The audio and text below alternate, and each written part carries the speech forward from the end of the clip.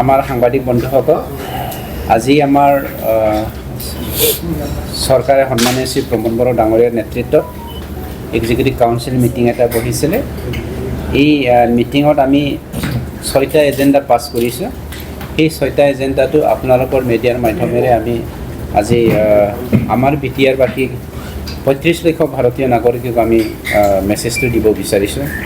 আমাৰ প্ৰথমটো হ'ল যে BTCত আমাৰ 1393 স্মল টি গ্ৰোৱাৰ আছে।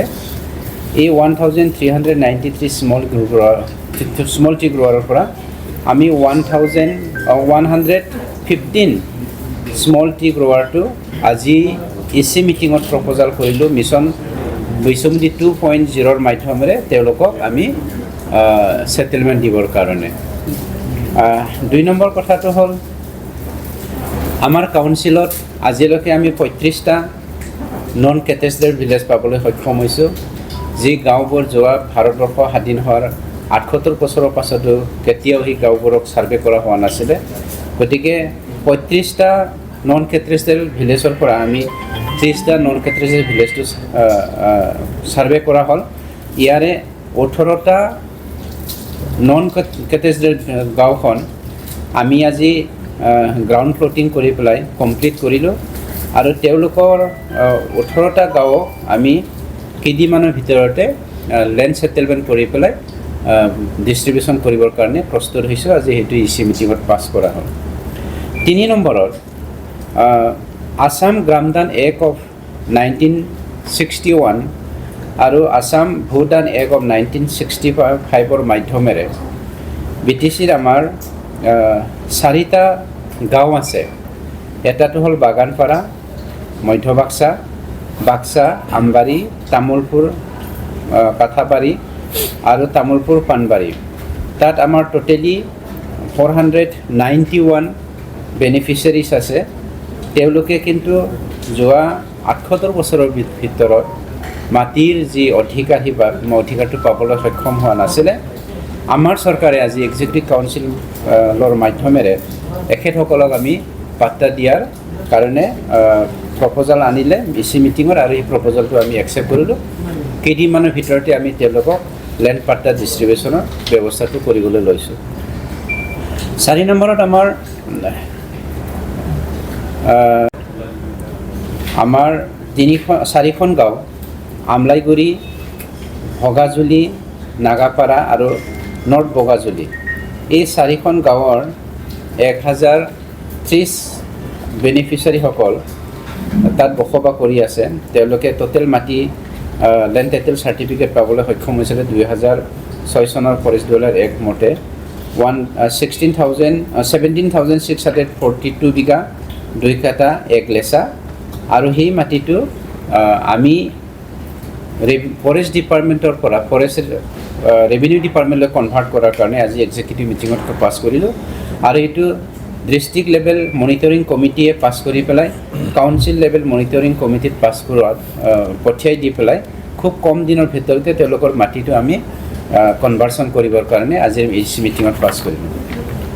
5 নম্বৰত আমাৰ যিসকল শিক্ষক, কলেজৰ শিক্ষকসকল, এছিষ্টেণ্ট প্ৰফেচাৰ্ছ, আমি 2021 চনত যিটো কলেজ লৈছিলোঁ, এই কলেজৰ আমাৰ বহুত শিক্ষকসকলে UGC নৰ্মছ নথকাৰ কাৰণে টিউটৰ হিচাপে আছিল। এখেতসকলক এটা আমাৰ UGC নিয়মত এটা নিয়ম আছিলে যে ৰুল আছিল যে যিসকল টিউটৰ হৈ আছে তেওঁলোকে যদি 5 বছৰৰ ভিতৰত UGC নৰ্মছটো ফিল আপ কৰিব পাৰে, তেতিয়া তেওঁলোকক আপগ্ৰেডেশ্যন কৰা হয়। গতিকে আমি UGC নৰ্মছটো চাই পেলাই যিসকলে এপইণ্টমেণ্ট টিউটৰ হিচাপে এপইণ্টমেণ্ট পাই 5 বছৰৰ ভিতৰত UGC নৰ্মছটো ফিল আপ কৰিব পাৰিছে, তেওঁলোকক আমি আপগ্ৰেডেশ্যন কৰাৰ কাৰণে ডাইৰেক্টৰ অফ এডুকেশ্যনৰ মাধ্যমেৰে BTC মাধ্যমেৰে আমি এখেতসকলৰ আপগ্ৰেডেশ্যনৰ কাৰণে অসম গভৰ্ণমেণ্টৰ তালৈ প্ৰপ'জাল পঠাবৰ কাৰণে EC মিটিঙত পাছ কৰা হ'ল। বাকী আমাৰ 15 তাৰিখে কেইটামান আঁচনি আমি ডিষ্ট্ৰিবিউশ্যন আঁচনিৰ মাধ্যমেৰে আমাৰ বেনিফিচিয়াৰীসকলক আমি ডিষ্ট্ৰিবিউশ্যন কৰিব লগা আছে।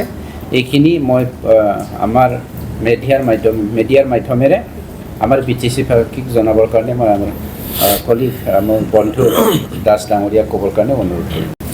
আজি আমাৰ যি এক্সিকিউটিভ কাউন্সিলৰ মিটিং হৈ গ'ল, সেই এক্সিকিউটিভ কাউন্সিলৰ মিটিঙত ভালেমান ডিচিশ্যন লোৱা হৈছে। তাৰপিছত এটা এডিশ্যনেল আমাৰ এজেণ্ডা আছিলে যে কামিং 79th ইণ্ডিপেণ্ডেন্স ডে অৰ্থাৎ 79 সংখ্যক যি আমাৰ স্বাধীনতা দিৱসৰ লগত সংগতি ৰাখি পেলাই আমাৰ প্ৰমোদ বৰদেৱৰ নেতৃত্বৰ BTC চৰকাৰে কিছুমান বিশেষ ব্যক্তিক সম্বৰ্ধনা আৰু তেওঁলোকক এককালীন সহযোগিতা আগবঢ়াবলৈ এক ব্যৱস্থা হাতত লোৱা হৈছে, সিদ্ধান্ত লোৱা হৈছে। তাৰ ভিতৰত আমাৰ এটা হ'ল বীমা চিবিনাই বিথাংকি নামেৰে এটি আঁচনি লোৱা হৈছে। এই আঁচনিটিত যিসকল বড়োলেণ্ড মুভমেণ্টত আমাৰ শ্বহীদ হৈছিলে, সেই শ্বহীদ হোৱা তেওঁলোকৰ যি কিছুমান মাতৃ অসহায় হৈ আছে। তো বড়োলেণ্ড মুভমেণ্টৰ বিভিন্ন সময়ত এই মুভমেণ্টত যিসকল নিজৰ আত্মবলিদান দিছিলে বা শ্বহীদ হৈছিলে, তেওঁলোকৰ সেই মাতৃসকলক সন্মান জনোৱাৰ অৰ্থে এককালীন 10,000 টকাকৈ মানে মাহিলী প্ৰদান কৰা হ'ব। এইটো সিদ্ধান্ত লোৱা হৈছে আৰু সিদিনাখন এইটো ঘোষণা কৰি এইটো আনুষ্ঠানিকভাৱে ঘোষণা কৰা হ'ব বা এইটো সিদিনাৰ পৰা আৰম্ভ হ'ব। সেই তাৰে যিটো কোৱান্টিটিটো 500 প্ৰথমতে কৰা হ'ব, পিছত লাহে ধীৰে এইটো আৰু বৃদ্ধি কৰা হ'ব পিছলৈকে। ঠিক তেনেকৈ আমাৰ বাথৌ মহাসভাৰ দেউৰী যিসকল আছে, বাথৌ দেউৰীসকলৰ বাবে এটি এককালীন সাহায্য 10,000 পৰা হয়তো 15,000 20,000 টকা এনেকুৱা থিৰাং কৰা হৈছে। তেওঁলোককো সিদিনাখন আগবঢ়োৱা হ'ব। গুডি বাথৌ যিবোৰ আমাৰ অনুষ্ঠান আছে, ৰিচুৱেল আমি সকলোৱে জানো, বড়োসকলৰ এইটো এটা ইণ্ডিজিনিয়াছ প্ৰেক্টিছ ৰিচুৱেল সকলোৱে জানো এটা অনুষ্ঠান।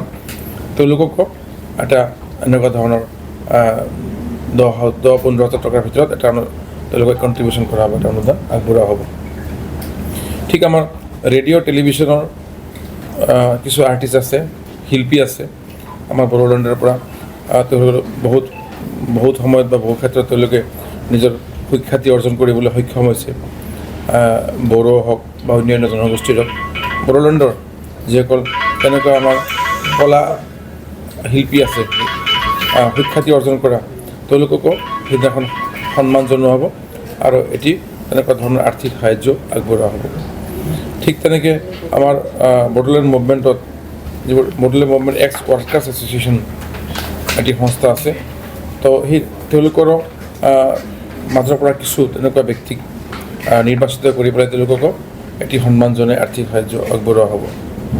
আমাৰ আৰু এটি তাতে এটা বিষয় যে আমাৰ চিকনা জখলাও নেশ্যনেল পাৰ্ক যিটো কিছুদিন পূৰ্বে ঘোষণা হৈছে, এই চিকনা জখলাও নেশ্যনেল পাৰ্কৰ আমাৰ যিসকল খৰিকটি আছিলে, উটকাটাৰ আছিলে, তেওঁলোককো সিদিনাখন 10,000 টকা এটি আৰ্থিক সাহায্য আগবঢ়োৱা হ'ব। তেওঁলোকে সেই কাম যিহেতু সম্পূৰ্ণ বৰ্জন কৰিছে, এতিয়া চিকনা জখলাও নেশ্যনেল পাৰ্কৰ দায়িত্ব বা সুৰক্ষা তেওঁলোকেও চাবলগীয়া হ'ব। গতিকে সেই কাম বৰ্জন কৰি তেওঁলোকে যিটো মূল পথত আহিছে বা ভাল কাম কৰিব এতিয়া, গতিকে তেওঁলোকক সন্মান জনোৱাৰ কাৰণে 10,000 টকাকৈ এটা মানে তেওঁলোকক প্ৰদান কৰা হ'ব। ঠিক তেনেকৈ আমাৰ ষ্টাৰ্টআপ ইণ্ডিয়াৰ যিটো আমাৰ BTCত 100জন তেনেকুৱা ধৰণৰ উদ্যোগী আমাৰ পঞ্জীয়ন হৈছে ষ্টাৰ্টআপ এইটো এণ্টাৰপ্ৰেনাৰ্ছত। তো সেই 100জন উদ্যোগীক সিদিনাখন আমাৰ BTRৰ ষ্টাৰ্টআপ যিটো মানে আমাৰ কি কয় এইটো ব্যৱসায় পলিচি প্ৰচেছ, সেই ষ্টাৰ্টআপটো এণ্টাৰপ্ৰেনাৰশ্বিপ বা এণ্টাৰপ্ৰাইজৰ কাৰণে সিদিনাখন আমাৰ BTCৰ প্ৰথম ষ্টাৰ্টআপ ষ্টাৰ্ট কৰা হ'ব, সিদিনাৰ পৰা আৰম্ভ হ'ব। আমাৰ ৰোমান স্ক্ৰিপ্ট আন্দোলনত যি 16জন ব্যক্তিয়ে শ্বহীদ হৈছিল ৰোমান স্ক্ৰিপ্ট মুভমেণ্টত, এই 16জন ব্যক্তিৰ পৰিয়ালকো সিদিনাখন সন্মান আৰু সম্বৰ্ধনা জ্ঞাপন কৰা হ'ব। এইখিনি আমাৰ চৰকাৰৰ জৰিয়তে প্ৰমোদ বৰদেৱৰ উদ্যোগত 79 সংখ্যক যি স্বাধীনতা দিৱস, সেই স্বাধীনতা দিৱসত আমাৰ এইখিনি কাৰ্যসূচী হাতত লোৱা হৈছে আৰু সমগ্ৰ ৰাইজক আপোনালোকৰ জ্ঞাতাৰ্থে এই কথাখিনি অৱগত কৰালোঁ। ধন্যবাদ।